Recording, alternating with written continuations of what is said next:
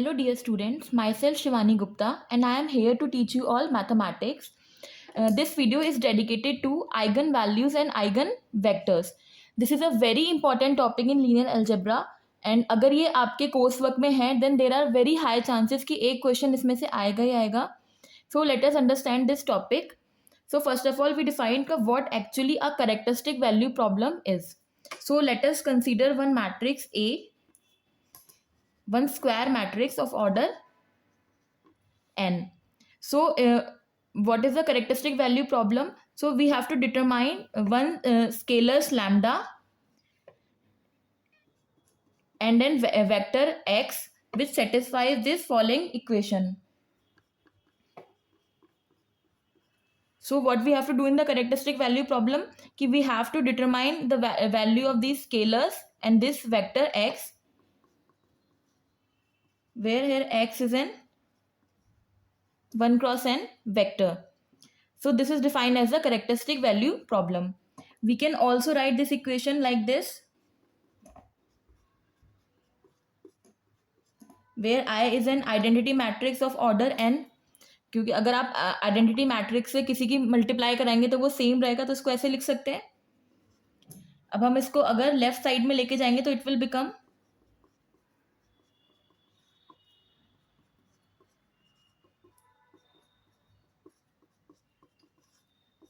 so this is another form of this equation. So what our task is to, we have to find the value of these scalars and this vectors. So if we have a n order square matrix, then lambda also have n values, but it is not necessary कि lambda के पास n distinct values होंगी. Same values भी repeat कर सकते हैं, but उसकी total values जो है वो n ही निकल कर आएंगी, और x भी जो है वो एक n ऑर्डर का वेक्टर होगा. Now let us move on to some more definitions regarding this topic. Now another definition is characteristic matrix. So what is characteristic matrix? This A minus lambda I, this n cross n square matrix is called the characteristic matrix. Then another term is characteristic polynomial. So when we solve this characteristic matrix, that means when we evaluate the determinant of this matrix, then that determinant is called characteristic polynomial. And when we put the value of this characteristic polynomial to 0, then this becomes characteristic equation. So this is called the characteristic equation. So when you solve the determinant of this matrix and you put it equal to 0, then you will get an equation in lambda. And when you solve that equation, then those values of lambda are called characteristic roots or eigen roots. And corresponding to each value of lambda, let's say its value is a, so corresponding to each value of lambda, when you put this value in this equation, this is the equation. अब आप यहाँ पे lambda की value रखोगे, so इस equation को solve करने के बाद जो आपको x की value मिलेगी, जो भी आपका n ऑर्डर का जो ये वेक्टर था, इसकी जो आपको वैल्यू मिलेगी, that is called the characteristic vector.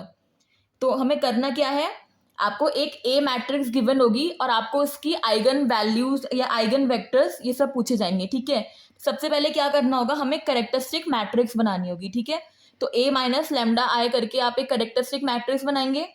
Second step is you have to evaluate characteristic polynomial. तो पॉलिनोमियल के लिए क्या करना है, उसको हम मैट्रिक्स का डिटर्मिनेंट सॉल्व करेंगे तो वो उसका पॉलिनोमियल हो जाएगा. देन थर्ड स्टेप इज कि आपको उसको 0 के इक्वल रखना है, then you will get the equation. Next step is आप उस इक्वेशन को सॉल्व करोगे तो आपको लैम्डा की कुछ कुछ वैल्यूज मिलेंगी, that are called the characteristic roots. And last में आपको क्या करना है, corresponding to each value of the lambda आपको इस x की वैल्यू फाइंड आउट करनी है, that are called the characteristic vectors. So these are the important steps in evaluating the characters, eigen roots and the eigen vector. So let us understand this with an example. So this is an example of a 2 cross 2 matrix and we have to find out its eigen vector and eigen roots. So first step हमने क्या देखा था, हमें सबसे पहले construct करनी है characteristic matrix. और कैरेक्टरिस्टिक मैट्रिक्स क्या होती है, a minus lambda I. This is the characteristic matrix. तो इसकी आप कैरेक्टरिस्टिक मैट्रिक्स बनाओगे तो वो हो जाएगा ये आपकी ए की वैल्यू है माइनस लैम्डा, और आई जो थी वहां पे वो एन ऑर्डर की आइडेंटिटी मैट्रिक्स थी, क्योंकि एन ऑर्डर का हमारा स्क्वायर मैट्रिक्स थी। तो यहाँ 2 ऑर्डर की स्क्वायर मैट्रिक्स है, तो आप एक 2 ऑर्डर की आइडेंटिटी मैट्रिक्स लोगे। ठीक है, ये लैम्डा की मल्टीप्लाई डायगोनल एलिमेंट से हो जाएगी और उसको हमें इसके डायगोनल में से माइनस कराना है। तो ये रिजल्टेंट मैट्रिक्स हो जाएगी 1 minus lambda, 3, 4 and 5 minus lambda. ठीक है, तो ये आ गई आपकी कैरेक्टरिस्टिक मैट्रिक्स। नाउ हमारा सेकंड स्टेप था कि we have to find out characteristic polynomial. तो कैरेक्टरिस्टिक पॉलिनोमियल क्या था? Determinant of this matrix. तो इसका डिटर्मिनेंट निकालेंगे, सिंपल क्रॉस मल्टीप्लाई कराओगे। So this will become 1 minus lambda into 5 minus lambda minus 12. तो आप इसको सॉल्व करोगे तो this will become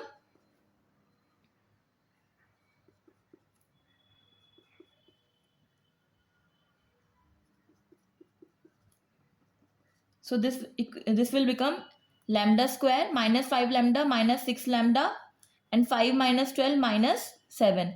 So this is the characteristic polynomial. Now the next step क्या था कि उसको हमें 0 के इक्वल रखना था so that we can find out the characteristic equation. तो इस पॉलिनोमियल को आप नेक्स्ट स्टेप में क्या करेंगे? करेक्टरिस्टिक इक्वेशन बनाने के लिए इस a माइनस लैम्डा आई को आपको 0 रखना है। तो ये हो जाएगा आपका lambda square minus 6 lambda minus 7 equals to 0। तो अब हमें क्या करना है? इसमें से लैम्डा की वैल्यूज फाइंड आउट करनी है, और वो जो लैम्डा की वैल्यूज आएंगी that are called the eigen roots. So आपको सिंपल इसको डिकम्पोजिशन वाला मेथड लगाएंगे जो हम सिंपल यूज करते थे, यानी इस वाले फैक्टर को ऐसे डिवाइड करना है कि प्लस करके 6 आए और मल्टीप्लाई करके 7 आए। तो इसको हम ऐसे लिख सकते हैं -7 lambda plus lambda minus 7 equals to 0। ऐसे लिख सकते हो आप इस इक्वेशन को, क्योंकि -7 लैम्डा प्लस लैम्डा आपका -6 लैम्डा हो जाएगा, और जब आप इनके फैक्टर्स की मल्टीप्लाई करा रहे हो तो -7 इंटू 1 आपको -7 मिलेगा। ठीक है, तो ऐसे हम लिखेंगे। Now this will become, lambda common ले लिया, यहाँ पे 1 कॉमन लेंगे तो आपके 2 फैक्टर्स हो जाएंगे, lambda -7 plus lambda plus 1 equals to 0। तो यहाँ से हमें लैम्डा की 2 वैल्यूज मिल रही हैं, lambda equals to 7 and lambda equals to -1।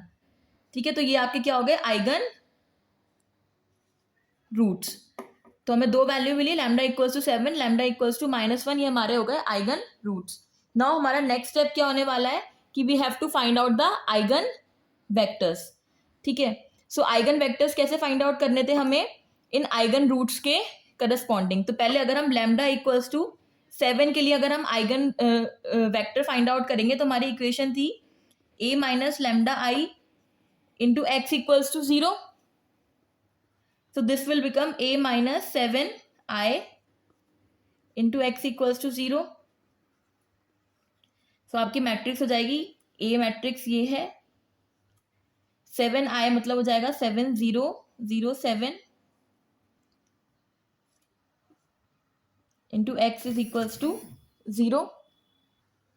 So diagonal elements में से हमने 7 माइनस कर दिया, ये x आपका 2 ऑर्डर का वेक्टर है, x1 x2, ये हमारी इक्वेशंस बन गई। ठीक है, अब इसको आप सॉल्व करोगे तो ये इक्वेशन कैसे बन के आएंगी? आपको इस तरीके से मल्टीप्लाई कराना है, तो ये हो जाएगा -6x1 plus 3x2 equals to 0, और इनको इससे मल्टीप्लाई कराओगे तो ये बन जाएगा आपका 4x1 माइनस के 2x2 इक्वल्स टू 0। ठीक है, हमें 2 इक्वेशंस मिली हैं। अब अगर मैं इस इक्वेशन में को 3 से डिवाइड करा दूं, फर्स्ट वाली इक्वेशन को, इसकी मल्टीप्लाई अगर मैं 1/3 से करा दूं तो ये मुझे मिलेगा माइनस के 2x1 plus x2 equals to 0, और अगर इस वाली इक्वेशन की मल्टीप्लाई मैं 1/2 से करा दूं तो मुझे मिलेगा 2x1 minus x2 equals to 0।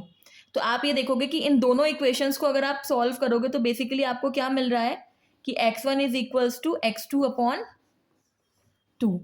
तो दोनों इक्वेशन से हमें एक रिलेशन मिल गया x1 और x2 में। तो इसका मतलब ये x वेक्टर किस तरीके की वैल्यूज कंसीडर कर सकता है कि अगर मेरी x2 की वैल्यू लेट से 2k है तो x1 की वैल्यू क्या होगी? k। मतलब अगर मैं x1 की वैल्यू k ले लूँ तो x2 की वैल्यू 2k हो जाएगी, और k क्या है, कोई भी एक जनरल एलिमेंट हो सकता है, तो k जो है वो कोई भी स्केलर वैल्यू ले सकता है, और x वेक्टर की वैल्यू क्या हो जाएगी, k और 2k। तो ये हमें आइगन वेक्टर मिल गया। This is an eigen vector corresponding to lambda equals to 7. Okay, now we have to find out the eigenvector corresponding to lambda equals to -1. So for lambda equals to -1, आपकी characteristic वाली equation क्या बनेगी, equation थी a minus lambda I into X equals to 0। ठीक है, तो a आपकी matrix थी 1 3 4 5 माइनस लैम्डा की वैल्यू है -1, और ये आपकी आइडेंटिटी मैट्रिक्स। ठीक है, इंटू एक्स इक्वल्स टू 0 करना है हमें, तो ये हो जाएगा आपका 1 3 4 5, ये माइनस माइनस आपका +1 हो जाएगा,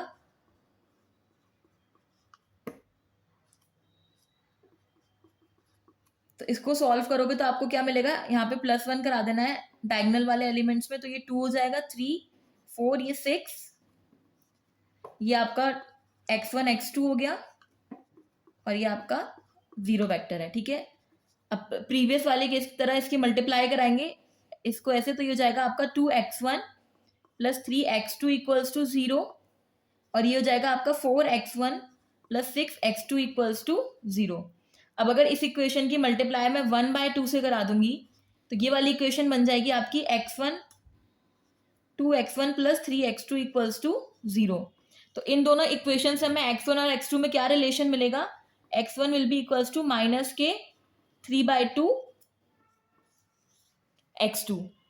तो लेट से अगर मैं x2 को वैल्यू एक जनरल वैल्यू k2 दे दूंगी, तो मेरा इस केस में आइगन वेक्टर क्या हो जाएगा, दिस इज k2, तो this is -k 3/2 k2। So this is the eigen vector corresponding to lambda equals to -1, और k2 की हम यहाँ पे कोई भी वैल्यू रखेंगे तो हमें बहुत सारे आइगन वेक्टर्स मिल जाएंगे। तो आपने इन दोनों चीज़ों में एक चीज़ नोटिस करी है कि हमें जो लैम्डा की वैल्यू थी वो तो हमें दो डिस्टिंक्ट मिली, एक 7 और एक -1। अब ये मैंने आपको पहले भी बोला था कि आपको जो भी ए मैट्रिक्स गिवन होगी, उस मैट्रिक्स का जो भी ऑर्डर होगा आपको उतनी ही जो है आइगन वैल्यूज मिलेंगी। ये भी हो सकता था कि किसी एग्जाम्पल में ऐसा भी हो सकता है कि आपको दोनों आइगन वैल्यूज सेम मिल जाती, लेट से दोनों 2 2 हो जाती या 1 1 हो जाती, तो इट कैन बी पॉसिबल कि सेम आपको आइगन वैल्यूज मिल जाए, बट जो टोटल उनका काउंट होगा वो मैट्रिक्स के ऑर्डर के बराबर होगा। लेकिन इनके करस्पॉन्डिंग जो हमें आइगन वेक्टर मिलते हैं, तो वो आइगन वेक्टर आपका यूनिक भी हो सकता है, दैट मीन्स जो एक सिंगल वैल्यू होल्ड करता हो, और इस तरीके के आइगन वेक्टर्स भी हो सकते हैं जिससे हम न्यूमरस रिजल्ट्स बना सके। मतलब k2 को अगर मैं कोई भी वैल्यूज दूंगी तो मेरे पास बहुत सारे जो है आइगन वेक्टर्स आ सकते हैं, तो this can be possible. Now we discuss few more important results regarding this topic. So the first important result is corresponding to a characteristic vector x of a square matrix A, there exists one and only one characteristic roots, whereas corresponding to a characteristic root there exists more than one characteristic vector. इसका मतलब क्या हुआ कि किसी भी square matrix A का जो अगर कोई एक करेक्टरिस्टिक वेक्टर आप x लेते हो, तो उसके करस्पॉन्डिंग आपको सिर्फ एक ही करेक्टरिस्टिक रूट मिलेगा, जबकि किसी एक करेक्टरिस्टिक रूट के करस्पॉन्डिंग आपको जो है एक से ज़्यादा करेक्टरिस्टिक वेक्टर मिल सकते हैं। ये हमने अपने प्रीवियस एग्जाम्पल में देखा था। जो हमें प्रीवियस एग्जाम्पल में जो हमने डिस्कस किया उसमें हमारे मैट्रिक्स के दो रूट्स निकल के आए थे, एक रूट था 7 और एक रूट था -1। तो हमने देखा था कि 7 के करस्पॉन्डिंग जो हमारा आइगन वेक्टर बना था वो कुछ ऐसा था, k1 और 2k1। ठीक है, तो एक आइगन रूट के लिए करस्पॉन्डिंग अगर मैं k1 को सपोज 1 वैल्यू दे दूं, तो एक आइगन वेक्टर मुझे 1 और 2 मिल जाएगा। अगर मैं 2 दे दूं तो 2 और 4 मिल जाएगा। तो इस तरीके से करके मुझे बहुत सारे वेक्टर्स मिल सकते हैं। ठीक है, बट अगर मैं एक वेक्टर कंसीडर करूं, लेट से मैंने ये वाला कंसीडर करा है, तो इसके करस्पॉन्डिंग जो करेक्टरिस्टिक रूट है वो एक ही रहेगा 7, वो एक से ज़्यादा नहीं हो सकते। तो एक करेक्टरिस्टिक वेक्टर के करस्पॉन्डिंग सिर्फ एक ही रूट होता है, बट एक रूट के करस्पॉन्डिंग आपको एक से ज़्यादा करेक्टरिस्टिक वेक्टर हो सकते हैं। सो this is the first result. what the second result is saying, the value of the eigenroots corresponding to a square matrix A is identical to the eigenroots of its transpose. That means आपको अगर एक matrix A given है तो उसके eigen roots और अगर आप उस मैट्रिक्स का ट्रांसपोज लेते हो उसके आइगन रूट्स दोनों सेम होते हैं. डेट मीन्स A और A ट्रांसपोज के लिए जो लैम्डा की वैल्यू होती है वो हमेशा सेम आएगी. Now the next important result is the product of the characteristic roots of a square matrix of order n is equal to the determinant of the matrix. That means किसी भी आपको जो भी स्क्वायर मैट्रिक्स गिवन है उसके जो आपके roots आएंगे उनका जो प्रोडक्ट है वो उसके डिटर्मिनेंट के इक्वल होगा. जैसे अभी जो हमने एग्जांपल कंसीडर किया था वो हमारी मैट्रिक्स थी 1, 3, 4 और 5. ठीक है, तो उसके रूट्स क्या क्या निकल के आए थे 7 और माइनस का 1. तो इनका अगर आप प्रोडक्ट करोगे तो लैम्डा 1 इंटू लैम्डा 2 आपका हो जाएगा माइनस का 7. और अगर हम इसका डिटर्मिनेंट निकालेंगे तो क्रॉस मल्टीप्लाई करके निकालते हैं तो ये हो जाएगा 5 minus 12 that is equals to minus 7. तो डेट मीन्स करेक्टरिस्टिक रूट्स का प्रोडक्ट जो होता है वो मैट्रिक्स के डिटर्मिनेंट के बराबर होता है. तो ऐसे आप एग्जाम में चेक भी कर सकते हो. अगर आपने जो भी रूट्स निकाले हैं तो आप मैट्रिक्स का डिटर्मिनेंट निकाल के आप चेक कर सकते हो कि whether your answer is correct और नॉट. और सेकेंड कंडीशन क्या है कि the sum of the characteristic roots of the square matrix of order n is equal to the trace of the matrix. यानी रूट्स का जो सम है वो ट्रेस के बराबर होता है. जैसे हमारी ये दो थी इनका सम क्या होगा lambda 1 plus lambda 2 will be 7 minus 1 that means 6. और यहाँ पे आप ट्रेस निकालोगे. ट्रेस क्या होता है प्रिंसिपल डायगोनल के जो एलिमेंट्स होते हैं उनका सम. तो ट्रेस यहाँ पे मैट्रिक्स का कितना आएगा 5 प्लस 1 डेट मीन 6. तो ये भी आपका सेम है. तो ऐसे आप एग्जाम में आप क्वेश्चन सॉल्व करते हो तो चेक आप ऐसे कर सकते हो कि determinant eigen values eigen roots का जो प्रोडक्ट है वो डिटर्मिनेंट के बराबर आएगा मैट्रिक्स के और जो सम है वो किसके बराबर आएगा ट्रेस के बराबर. ठीक है. So this is all for today's video. Next video में we will discuss some more important terminology regarding the eigen values and eigen roots and eigenvector, and we will discuss more and more example to get the clarity of this concept. I hope you all like this video. Thank you so much.